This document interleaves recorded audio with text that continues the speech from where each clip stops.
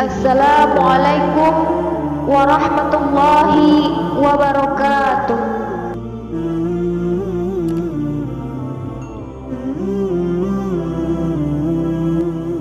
Saudara-saudariku yang dirahmati oleh Allah Subhanahu wa Ta'ala, dalam kesempatan kali ini marilah kita untuk lebih meningkatkan takwa kepada Allah. Takwa dalam arti yang sebenarnya melaksanakan semua perintah Allah serta meninggalkan larangan-larangannya. Takwa juga dapat menumbuhkan rasa syukur atas karunia Allah yang tiada terhitung, terutama karunia dan rahmat Allah yang dicurahkan pada saat-saat yang dimuliakan oleh Allah, misalnya dalam bulan Ramadan.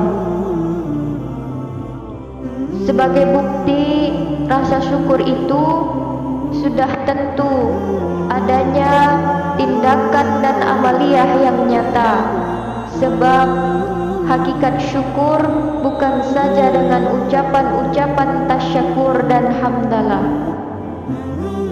Sebagai imbalan dan ancaman bagi hamba Allah yang mensyukuri nikmat karunia Allah dan yang tidak, maka dalam Al-Quran Allah berfirman, la in syakartum la azidannakum wa la in kafartum inna azabi lasyadid.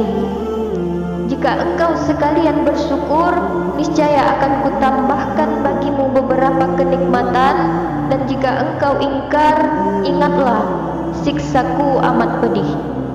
Quran Surat Ibrahim ayat 7. Dalam ajaran Islam, kita mengenal adanya saat-saat yang dianggap mulia dan penuh keberkahan. Satu di antaranya ialah bulan Ramadan. Sebagaimana kita maklumi, bulan Ramadan adalah merupakan bulan ujian bagi segenap umat Islam. Bulan Ramadan pula lah sebagai pengukur keimanan seorang hamba terhadap ketentuan-ketentuan yang wajib dilaksanakan pada saat itu benar-benar terasa berat. Lapar dan dahaga, menjauhi segala perbuatan yang menggugurkan ibadah puasa, kesemuanya benar-benar terasa berat, apalagi bagi mereka yang termasuk lemah imannya. Saudara-saudariku yang dirahmati oleh Allah Subhanahu wa Ta'ala, keistimewaan dan keberkahan Ramadan tidak sedikit, yang kesemuanya itu merupakan karunia Allah bagi hambanya. Amalia-amalia tersebut hendaknya kita buktikan dalam kehidupan sehari-hari, terutama dalam bulan mulia seperti bulan Ramadan.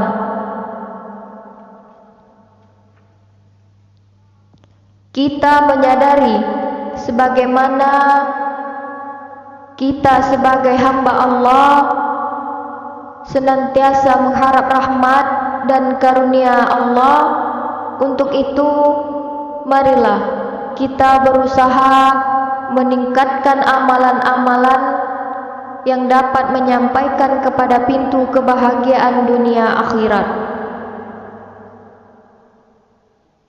Sebagaimana disyariatkan oleh Rasulullah Sallallahu Alaihi Wasallam untuk melaksanakan salat tarawih, memperbanyak tadarus, memperbanyak derma, menyayangi golongan fakir miskin, maka sebagai kita sesama umat muslim, hendaknya kita dapat melaksanakannya dengan niat ikhlas karena iman dan mengharap ridha Allah semata-mata.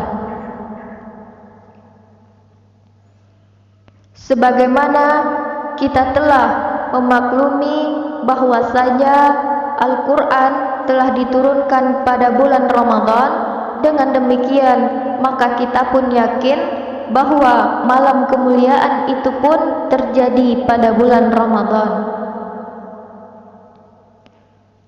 Oleh karena datangnya malam kemuliaan itu sendiri tidak ada yang tahu pasti, maka sebagai hamba Allah yang sangat merindukan karunia Allah, kita pun hendaknya berusaha agar sebulan penuh kita gunakan untuk beramal kebaikan dan beribadah. Saudara-saudariku yang dirahmati oleh Allah Subhanahu wa taala, dalam kesempatan ini marilah kita bersama-sama untuk menjaga amal-amal kebaikan dalam bulan Ramadan.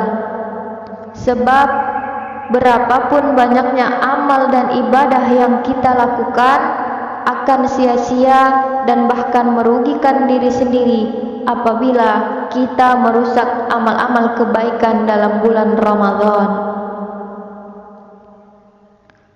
Sabda Nabi Sallallahu Alaihi Wasallam menegaskan bahwasanya dalam bulan Ramadan dibukalah pintu surga selebar-lebarnya, ditutup rapat-rapat pintu neraka, dan dibelenggulah syaitan-syaitan yang biasa menggoda manusia.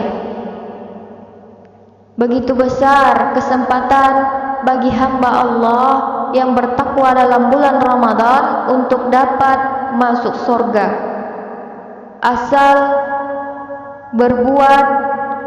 beramal soleh, berbuat kebaikan, beribadah kepada Allah, berbesar hati dan gembira dengan datangnya bulan Ramadan.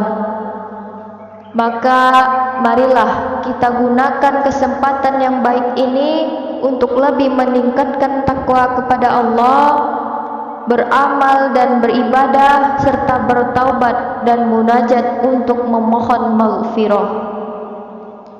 Dengan demikian kita akan memperoleh fadlillah Ramadan, dan jadilah kita hamba Allah yang beruntung di dunia dan akhirat. Saudara-saudariku yang dirahmati oleh Allah,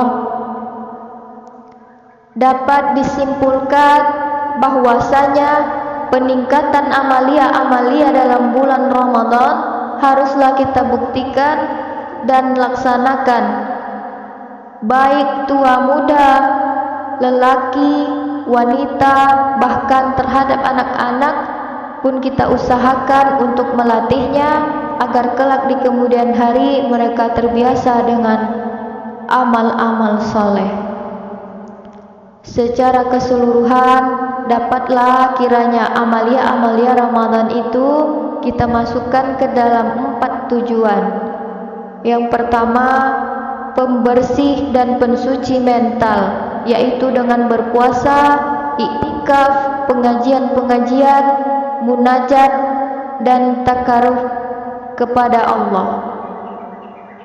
Yang kedua, sebagai peningkatan ibadah sosial, misalnya dengan lebih banyak memberikan sedekah serta membantu kaum fakir miskin, menyantuni anak-anak yatim.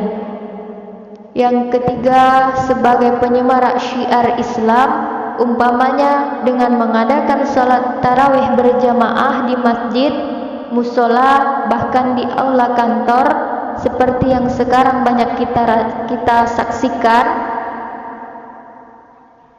Akan tetapi dalam keadaan seperti saat ini, kita semua sama-sama merasakan sedang menghadapi pandemi corona, maka untuk sholat berjamaah bisa dilakukan di rumah. Kemudian yang keempat, sebagai kesempatan yang paling baik untuk lebih mendalami hukum-hukum Allah, karena dalam bulan Ramadan kita dianjurkan untuk lebih banyak membaca Al-Quran. Dalam tadarus juga pasti sedikit banyaknya kita tidak hanya sekedar membaca, tetapi kita lebih tahu sekaligus mempelajari isi kandungan Al-Quran itu sendiri. Dengan niat ikhlas karena iman dan mengharap ridha Allah, marilah kita laksanakan amalia-amalia Ramadan dengan memulai dari diri kita sendiri, kemudian kita ajak anak-anak, adik-adik kita, dan keluarga, kerabat, dan tetangga untuk bersama-sama menuju kebahagiaan dunia dan akhirat. Bapak, Ibu, saudara-saudariku yang dirahmati oleh Allah Subhanahu wa taala, pada kesempatan pagi ini dalam tausiah singkat, hanya itulah yang bisa saya sampaikan. Mudah-mudahan apa yang saya sampaikan bermanfaat bagi kita bersama. Lebih dan kurangnya saya mohon dimaafkan. Akhirul kalam, wabillahi taufik wal hidayah. Assalamualaikum warahmatullahi wabarakatuh.